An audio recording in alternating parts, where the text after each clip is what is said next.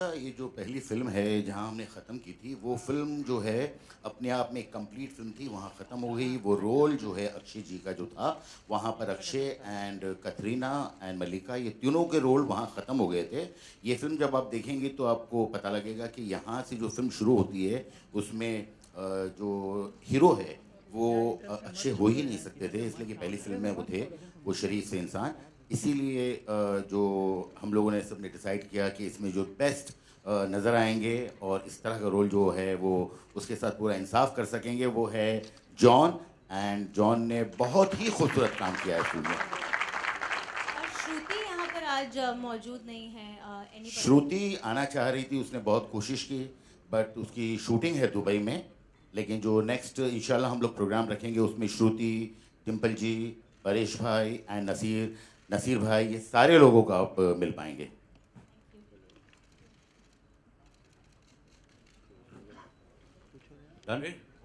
Marriott में मिले backup करने का। भाई आप लोग सारे लोगों से मेरी एक रिक्वेस्ट है, प्लीज आप सब लोग जो है वो मैरियट में हम लोगों को ज्वाइन कीजिएगा, वहाँ बहुत मजा आने वाला है। नाना जी, अनिल जी कुछ बोलना चाह रहे हैं इस बारे में? क्या कोई सवाल ही नहीं कर रहा यार, ये क्या तरीका है? इतने लोग बैठे हैं, कोई सवाल, कुछ तो सवाल करो, कुछ है आपके जहन में कुछ टेढ़ा बाका जो भी सवाल कर रहा है। नाना जी, आप बहुत कम मूवीज में दिखते हैं, तो क्या कारण है? कोई लेता ही नहीं यार। Anil ji, my question is to you, sir. Sir, here. Sir, here. Yeah. So, sir, is it true कि नाना सर थोड़े शॉर्ट टेम्पर्ड है ऑन सेट्स, कभी भी थोड़ा भी कुछ बुरा लगता है? अभी 10 मिनट पहले झगड़ा हुआ है। सर, लिफ्ट में इधर हुआ है कैसे हम प्रेजेंट करेंगे, क्या करेंगे? इतना बड़ा स्क्रिप्ट हमको अभी हाथ में थमा दे रहे हैं। हमने कहा यार रिहर्सल नहीं, कुछ नहीं, ऐसे कैसे करेंगे? तो मैं बेचारा वो कंपेयर करने वाला था, मैंने कहा गलत सवाल किया तो मैं मारूंगा। तो बोलता यार आप काय को मारेंगे, माफ करना यार। अभी क्या करेंगे? अभी देखो यार, यहाँ तो एक ही बात हो सकती है, फियाज को रटने के लिए थोड़ा सा वक्त लगता है कि नहीं? इनको लगता है कि नहीं बहुत स्वयंभू तो है नहीं, हम ये लिखते हैं हम बोलते हैं, ऐसे थोड़ी है। झगड़ा बहुत होता है यार।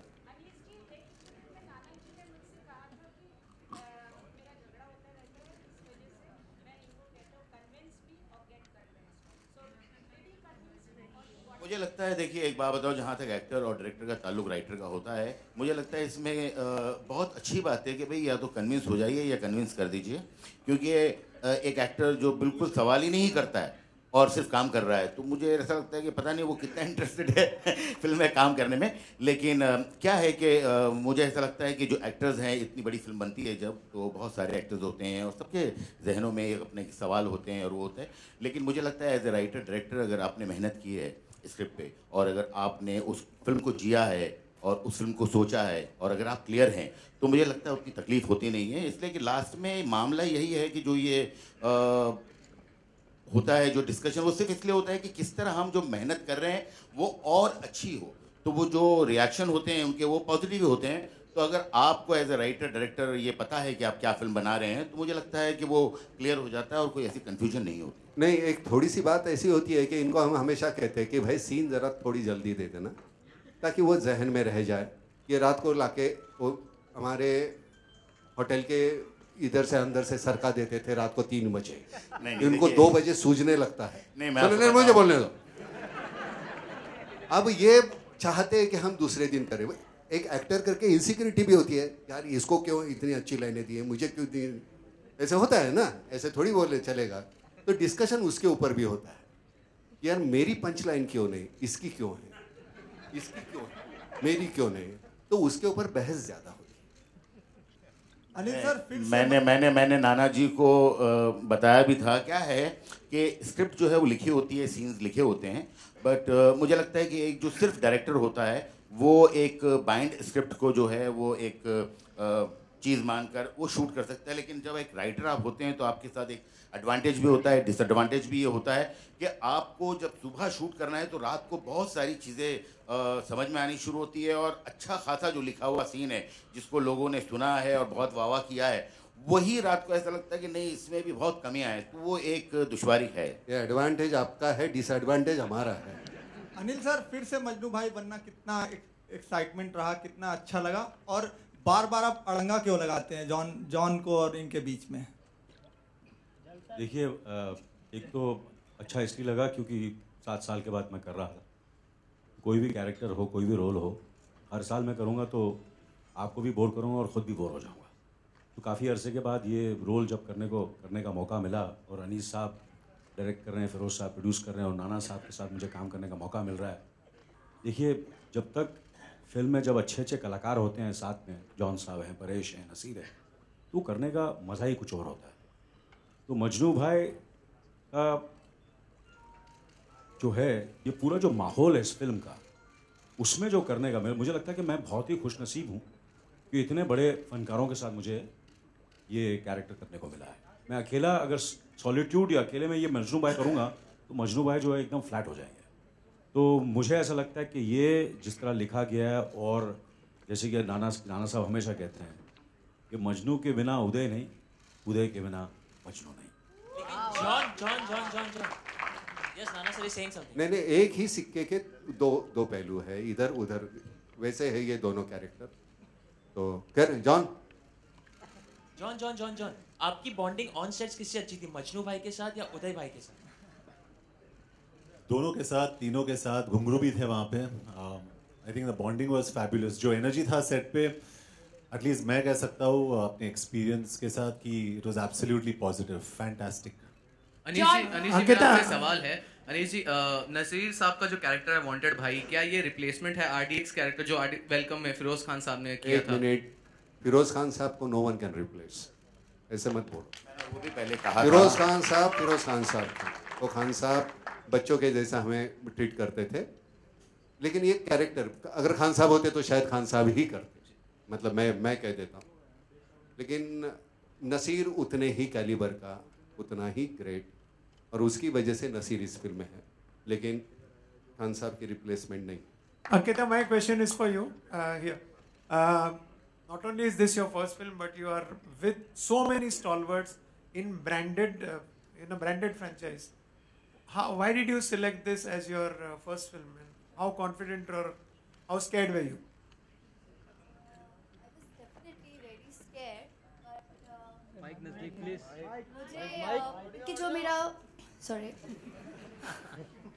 जो मेरा फर्स्ट सीन था वही नाना जी और अनिल जी के साथ था। तो मैंने देखा और मैंने कहा अच्छा अभी क्या करूँ, कुछ समझ में नहीं आ रहा था, और स्क्रिप्ट भी थोड़ा लंबा था। तो थोड़ी देर में बैठी रही, उसके बाद मैंने कहा यार अंकिता, डरने से तो कुछ होगा नहीं, क्योंकि डरोगी तो आवाज़ नहीं निकलेगी, और अगर आवाज़ नहीं निकलेगी तो नाना जी की आवाज़ बहुत निकलेगी। तो इससे बेटर है कि डर छोड़ो और जो भी है बस कर दो बिंदास। तो मैं जब भी जाती थी सेट पे डरी हुई रहती थी, मैं झूठ नहीं बोलूँगी, लेकिन मैं बाहर से बहुत कॉन्फिडेंट दिखाती थी कि I am very confident, but अंदर से बहुत डरी हुई रहती थी। So thank you. जॉन यहाँ पे John,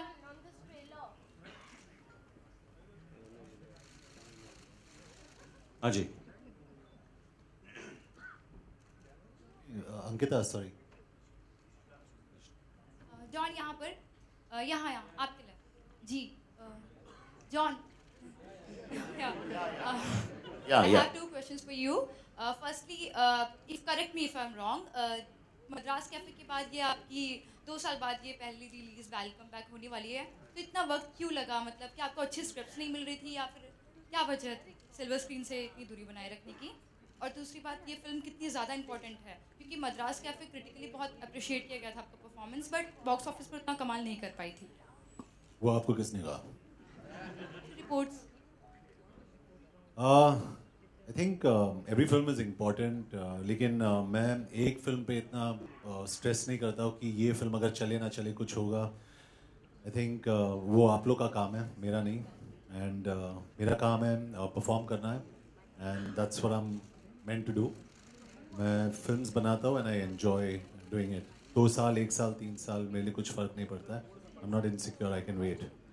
Thank you so much, John. Thank you so much, ladies and gentlemen. We're done. Sir, Nitin, एक सवाल। हाँ सर, कौन? नितिन, एक सवाल। हेलो नितिन, पूछिए ना। सर आप सभी से अरे एक सवाल है। उधर का लोड कम हो जाएगा। वो पूछो। हेलो, आप सभी से एक सवाल है कि इस काले के पीछे का राज क्या है? कपड़े आपने काले पहने। हाँ, ये हमारे जहन का रिफ्लेक्शन है।